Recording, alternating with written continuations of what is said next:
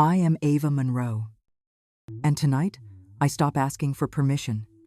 The ballroom glows gold in glass. 200 guests, mid-toast. I stand still to hear the chandeliers hum. I know where every camera points. Gregory Pierce, my father, lifts the microphone like a man born for spotlights. He speaks of family and strength as if they are currencies he prints. He smiles at me, then at my sister, Elise, wrapped in white. He announces that I will give my sister my penthouse as a wedding gift. Applause detonates before the lie lands. Phones rise to frame my obedience. My mother, Lila, settles a hand on Elise's shoulder for the shot. My glass stays steady while the stem bites. I do not move. The ground beneath his feet is wired. He does not know that yet. A chair scrapes marble at the far end. The man I noted this morning stands, calm as a verdict. Julian Mercer, founder of Mercer Capital and risk advisor to my firm. His voice cuts through the applause.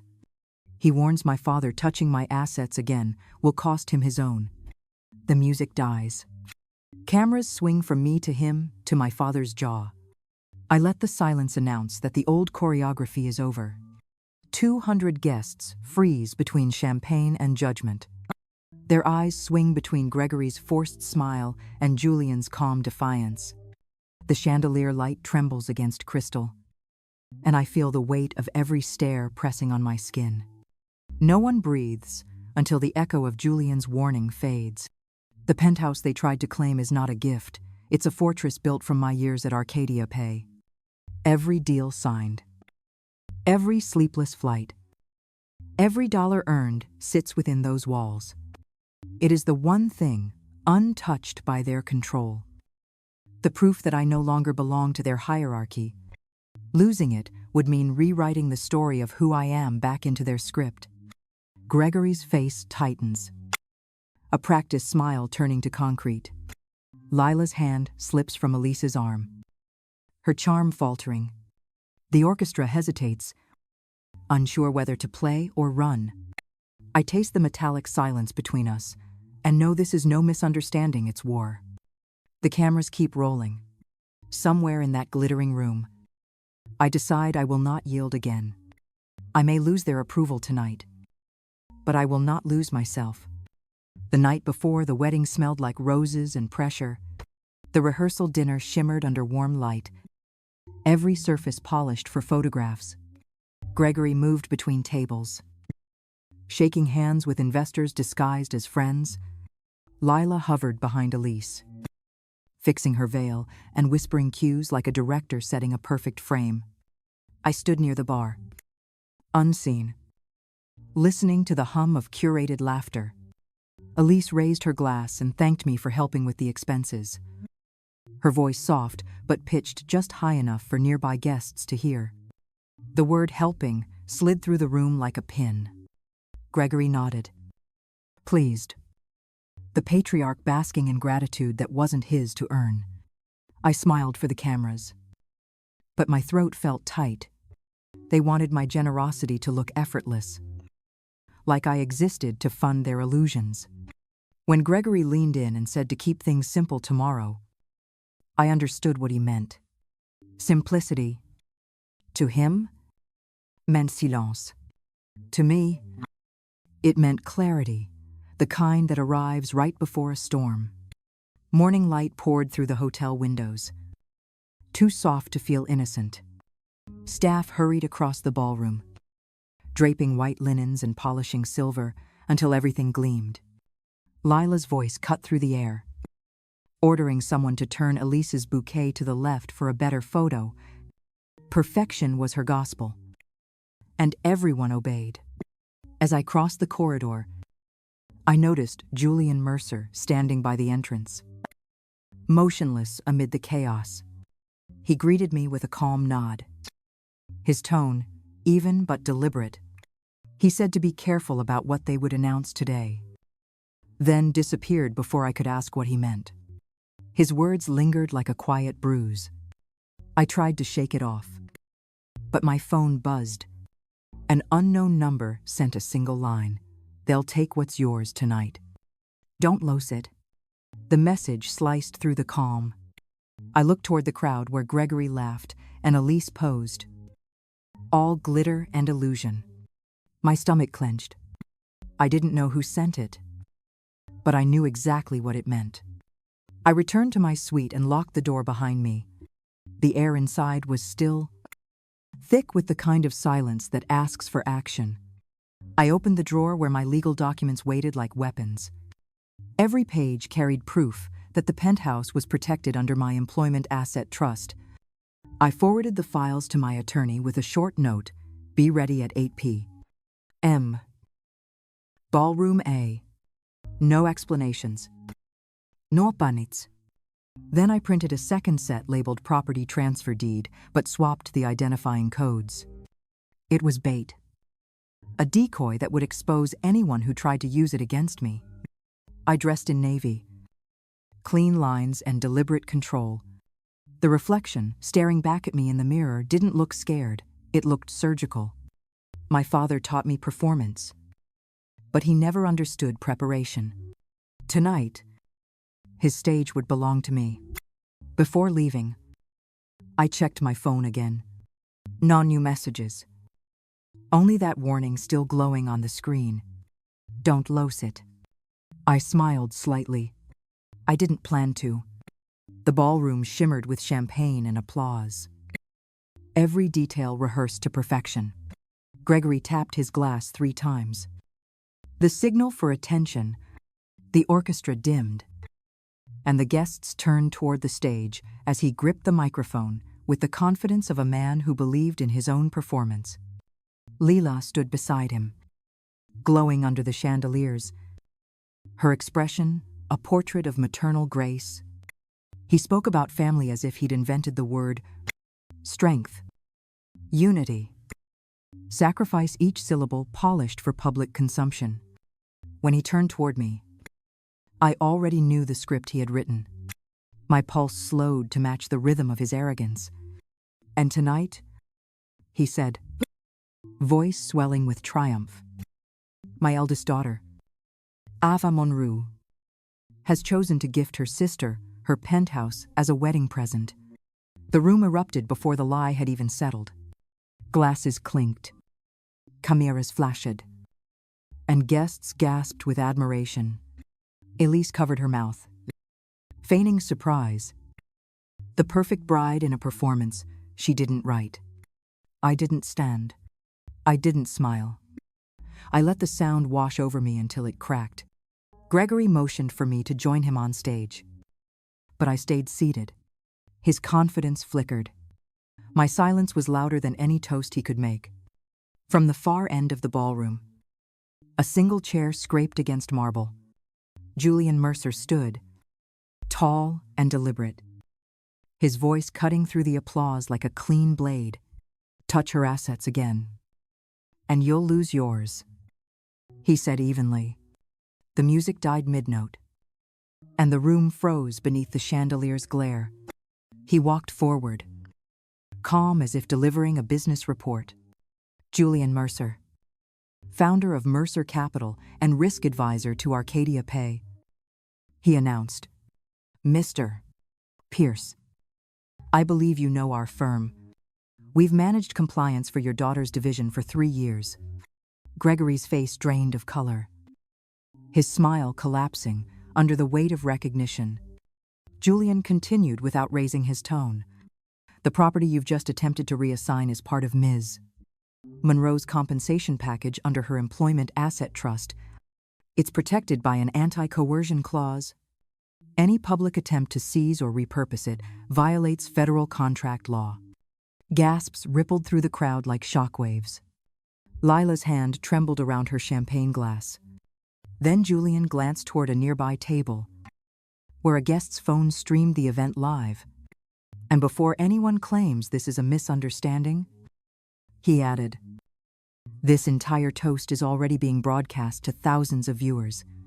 The sound of clinking glasses turned into silence. The stage, finally, belonged to truth.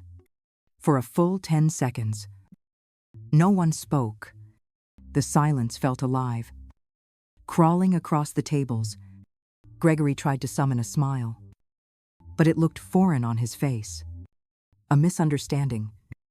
He stammered, his voice wobbling under the weight of the crowd's gaze. Mr. Patterson, his oldest investor, stood first. His tone was clipped, professional, final. Richard, our firm doesn't partner with anyone who manipulates family for gain. Piermont Urban is suspended from all pending projects effective immediately. The statement landed like a gavel. Lila's painted calm cracked. She turned toward the audience, murmuring about humor taken too far. But her words drowned in the low rumble of voices. Mrs. Williams from Logistics rose next, shaking her head. Same here. No contract survives this. Her assistant filmed every word. Within minutes, the dominoes fell. Every partner, every associate who'd toasted with Gregory an hour earlier now stepped back in disgust. Phones lit up. Whispers spread. And the live stream comment count spiked by the hundreds. I stayed silent, watching him sink under the noise he'd once controlled. He wanted an audience for pride. Instead, he got witnesses for his downfall. The ballroom shimmered still, but the applause would never return. The chaos had barely settled when another screen flickered to life. A cousin from the groom's side had mirrored his phone to the projector, intending to replay the viral clip. Instead, a new thread appeared: messages between Lila and Brandon. Gasps rippled through the room as her name lit up in every bubble. The texts were dated only weeks before the wedding. Brandon's words were bold. Desperate. Too intimate to mistake. He wrote about our plan, about needing the Penthouse deal finalized to impress new investors. Lila replied with affection disguised as strategy, promising she would make Gregory announce it during the toast. Elise's bouquet slipped from her hands, white petals scattering across the floor like ash. Her face drained to paper, eyes wide at the betrayal blooming before her.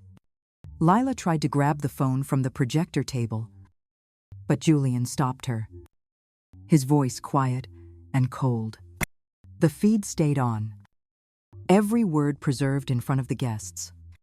The crowd shifted from shock to fury. Gregory turned toward his wife, realization twisting his features. For a man obsessed with control, this was the first time he couldn't script his ending. I watched them both fall apart, one message at a time. The ballroom was a battlefield of whispers and flashing screens. Gregory tried to steady his voice, insisting everything had been misunderstood. But I had waited long enough. I opened my clutch and held up a folder, its weight heavier than champagne and shame combined. Inside was an email chain between Gregory and his private attorney. The subject line read, "Draft POA, Contingency Transfer." The power of attorney document bore my forged signature, dated 2 weeks before the wedding. Gasps cut through the room as I slid copies across the nearest table. "You planned to take it, whether I agreed or not," I said. Then I revealed the second document, the decoy deed I'd planted that morning. It was stamped and sealed, but every code number traced back to a legal void. Gregory reached for it. Desperate. Realizing too late that touching it was an admission. Julian confirmed it on record, citing the federal clause. The silence that followed wasn't confusion, it was exposure. Every investor, every family friend now knew this wasn't one bad toast. It was a conspiracy. My father's empire didn't just crack that night, it collapsed under the weight of its own paperwork. By morning, the story had already escaped the ballroom. Clips from the live stream flooded every social feed. Gregory's declaration, Julian's correction, my silence cutting through applause. The caption read, "Wedding scandal turns into corporate meltdown." What my family meant as spectacle had become evidence. Arcadia Pay's compliance division confirmed the breach within hours. My attorney filed the first notice, citing attempted coercion and forged documentation. The legal clock began ticking, and Gregory's emails, once private, became public record. Journalists called it the cleanest self-destruction they had ever seen. By the next trading day, Piermont Urban's investors withdrew in waves. Shares plummeted as headlines branded Gregory Pierce the architect of his own collapse. Lila's event agency lost every major client by noon. Her calls unanswered. Her curated perfection erased. The market punished deceit faster than any court could. I didn't gloat. I simply forwarded the coverage to Julian with 2 words: case closed. He replied that some truths don't need defending, they defend themselves. Watching the fallout unfold, I realized revenge wasn't the opposite of justice, it was its reflection. For the first time, I felt calm. The storm had finally done what silence never could. Gregory Pierce resigned within a week. His board forced him out after the investigation confirmed the forged power of attorney. The empire he'd built on reputation dissolved in the same news cycle that crowned him a fraud. For a man who worshipped applause, the silence that followed was his punishment. Lila's agency collapsed next. Her affair with Brandon became a public scandal, her sponsors retreating faster than she could spin a statement. Elise's brand partnerships evaporated once the wedding footage resurfaced. Exposing the family's cruelty in high definition, Brandon's startup bled investors and folded within months. The perfect casualty of his own ambition. I didn't celebrate their ruin. I protected my name, my work, and the penthouse that had always symbolized freedom, not status. Julian later invited me to join Mercer Capital's board as an independent advisor. I accepted not for revenge, but to build something clean from the wreckage they left behind. Now, when I look out at the skyline from my windows, I see reflection instead of memory. Justice is quiet, but it echoes. To anyone standing alone at a table full of people who call it family, remember this: you're not powerless. You're just one decision away from peace. Thank you for watching until the very end. If this story spoke to you, please subscribe so you never miss what comes next. And if you carry a story of your own, I invite you to share it in the comments. Your voice matters here. Always.